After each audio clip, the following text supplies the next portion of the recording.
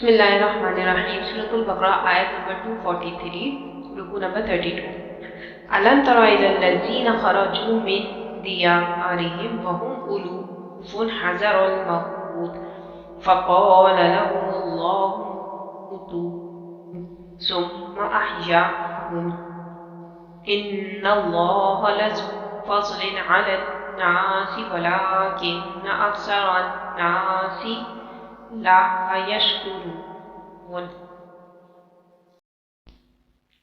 ترجمہ: بھلا تم نے ان لوگوں کو نہیں دیکھا جو شمار میں ہزاروں ہی تھے اور موت کے ڈر سے اپنے گھروں سے نکل بھاگے تھے، تو اللہ نے ان کو حکم دیا کہ مر جاؤ، پھر ان کو زندہ بھی کر دیا۔ کچھ شک نہیں کہ اللہ لوگوں پر مہربانی رکھتا ہے، لیکن اکثر لوگ شکر نہیں کرتے۔ اب جو دو رکوع زیر مطالعہ آ رہے ہیں، یہ اس اعتبار سے بہت اہم ہے کہ ان میں اس جنگ کا تذکرہ ہے جس کی حیثیت گویا تاریخ میں بنی اسرائیل کی غزوہ بدر کی ہے۔ یہ ہم تفسیر پڑھ رہے ہیں۔ قبل ازیں یہ بات ذکر کی جا چکی ہے کہ حضرت موسیٰ علیہ السلام کے بعد بنی اسرائیل نے یوشع بن نون کی سرکردگی میں جہاد و قتال کیا تو فلسطین فتح ہو گیا، لیکن انہوں نے ایک مستحکم حکومت قائم کرنے کے بجائے چھوٹی چھوٹی 12 حکومتیں بنا لی اور آپس میں لڑتے بھی رہے۔ لیکن 300 برس کے بعد پھر یہ صورتحال پیدا ہوئی کہ جب ان کے اوپر دنیا تنگ ہو گئی اور آس پاس کی کافر اور مشرک قوموں نے انہیں دبا لیا اور بہت سو کو ان کے گھروں اور ان کے ملکوں سے نکال دیا، تو پھر تنگ آ کر انہوں نے اس وقت کے نبی سے کہا کہ ہمارے لیے کوئی بادشاہ یعنی سپاہ سالار مقرر کر دیجئے، اب ہم اللہ کی راہ میں جنگ کریں گے۔ چنانچہ وہ جو جنگ ہوئی ہے طالوت اور جالوت کی، اس کے بعد گویا بنی اسرائیل کا دور خلافت راشدہ شروع ہوا۔ بنی اسرائیل کی تاریخ کا یہ دور جسے خلافت راشد سے تعبیر کر رہے ہیں ڈاکٹر اسرار احمد، ان کے رسول علیہ السلام کے انتقال کے 300 برس بعد شروع ہوا، جبکہ اس امت مسلمہ کی خلافت راشدہ رسول اللہ صلی اللہ علیہ وسلم کے زمانے کے ساتھ متصل ہے، اس لیے کہ صحابہ کرام رضی اللہ عنہ نے جانیں دی، خون دیا، قربانیاں دی، اور اس کے نتیجے میں رسول اللہ صلی اللہ علیہ وسلم کی زندگی ہی میں دین غالب ہو گیا اور اسلامی ریاست قائم ہو گئی۔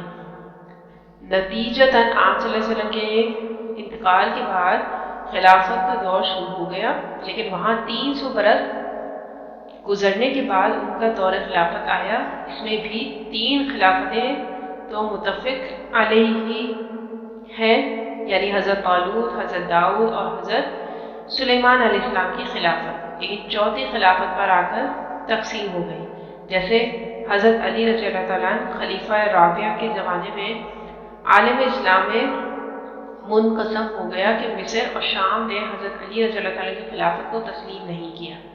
اسی طرح فلسطین کی مملکت حضرت سلیمان علیہ السلام کے 2 بیٹوں میں تقسیم ہو گئی اور اسرائیل اور یہود کے نام سے 2 ریاستیں وجود میں آ گئی۔ قرآن حکیم میں اس مقام پر طالوت اور جالوت کی اس جنگ کا تذکرہ آ رہا ہے، جس کے بعد تاریخ بنی اسرائیل میں اسلام کے غلبے اور خلافت راشدہ کا آغاز ہو رہا ہے۔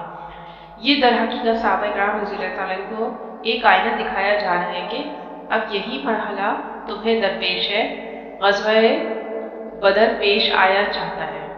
الم تر الی الذین خرجوا من دیارہم وهم الوف حذر الموت، یعنی جب کفار اور مشرکین نے ان پر غلبہ کر لیا اور یہ دہشت زدہ ہو کر اپنے ملک چھوڑ کر اپنے گھروں سے نکل بھاگے، فقال لهم اللہ، یہاں موت سے مراد خوف اور بزدلی کی موت بھی ہو سکتی ہے جو ان پر 20 برس طاری رہی۔ پھر سیموئیل نبی کی اصلاح و تجدید کی کوششوں سے ان کا نشاط ثانیہ ہوئی اور اللہ نے ان کے اندر ایک جذبہ پیدا کر دیا۔ گویا یہاں پر موت اور احیاء سے مراد معنوی اور روحانی وہ اخلاقی موت اور احیاء ہے، لیکن با فعل جسدی موت اور احیاء بھی اللہ کے اختیار سے باہر نہیں، اس کی قدرت میں ہے، وہ سب کو مار کر بھی دوبارہ زندہ کر سکتا ہے۔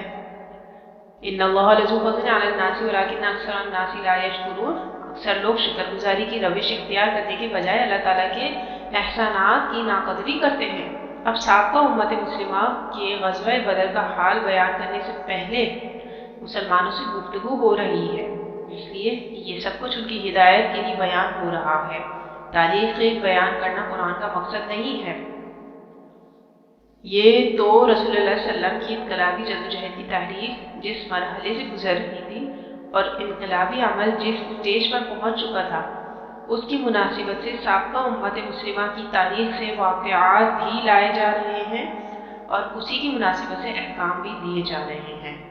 پھر اگلی آیت نمبر 244 میں اللہ تعالیٰ فرما رہے ہیں جو آج ہمیں کرنا چاہیے اور کچھ لوگ کر بھی رہے ہیں، جہاد۔ اللہ تعالیٰ فرما رہے ہیں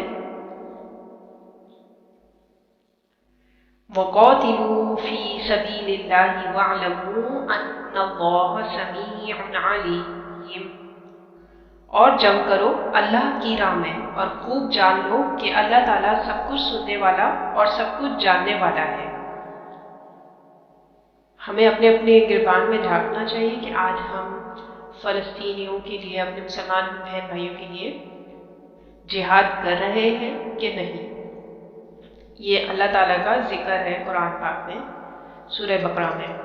پھر اگلی آیت میں اللہ تعالیٰ فرما رہے ہیں من ذا الذی یقرض اللہ قرضا حسنا فیضاعفہ لہ اضعافا کثیرا واللہ یقبض ویبسط وَإِلَيْهِ تُرْجَعُونَ، کون ہے جو اللہ کو قرض حسنہ دے تو اللہ اس کو اس کے لیے کئی گنا بڑھاتا رہے اور اسی کی طرف تمہیں لوٹا دیا جائے گا۔ تفسیر: جو انفاق خالص اللہ کے دین کے لیے کیا جاتا ہے اسے اللہ اپنے ذمے قرض حسنہ سے تعبیر کرتا ہے۔ وہ کہتا ہے کہ تم میرے دین کو غالب کرنا چاہتے ہو، میری حکومت قائم کرنا چاہتے ہو، جو کچھ اس پر خرچ کرو گے وہ مجھ پر قرض ہے۔ سبحان اللہ، جسے اللہ تعالیٰ کئی گنا بڑھا چڑھا کر واپس کرے گا۔ واللہ یقبض ویبسط، اور اللہ تنگ دستی بھی دیتا ہے اور کشادگی بھی دیتا ہے۔ اللہ ہی کے اختیار میں ہے کسی چیز کو سکیڑ دینا اور کھول دینا، کسی کے رزق کو تنگ کر دینا یا اس میں کچھ کشائش کر دینا۔ وَإِلَيْهِ تُرْجَعُونَ، یہاں دیکھیے جہاد بالنفس اور جہاد بالمال دونوں چیزوں کا تذکرہ کیا جا رہا ہے۔ جہاد بالنفس کی آخری شکل قتال ہے اور جہاد بالمال کے لیے پہلے لفظ انفاق آ رہا تھا، اب قرض حسنہ لایا جا رہا ہے۔ آج اگر ابھی 2023 جیسے ختم ہوا ہے، 1 جنوری 2024 سے اسٹارٹ ہوا ہے اور یہ جو 7 اکتوبر سے فلسطین پہ مسلسل بمباری ہو رہی ہے، صرف اسی کو اگر ہم دیکھیں تو کیا ہم جہاد بالنفس اور جہاد بالمال دونوں کر رہے ہیں یا نہیں؟ ابھی بھی کافی لوگ ہیں جو اپنے نفس کو قابو میں نہیں کر رہے، ابھی بھی KFC، میکڈونلڈ اور دوسرے برانڈز اور دوسری کمپنیز نیسلے ان کے پروڈکٹس یوز کر کے اسرائیلیوں کا ساتھ دے رہے ہیں۔ جہاد بالمال، کیا ہم اپنی مال سے کوئی جہاد کر رہے ہیں؟ کیا ہم نے کوئی امداد وہاں فلسطین پہنچائی ہے یا کسی بھی طرح کی ان کی مدد کی ہے ہم نے؟ ہمیں اس چیز کو دیکھنا چاہیے۔ جزاک اللہ۔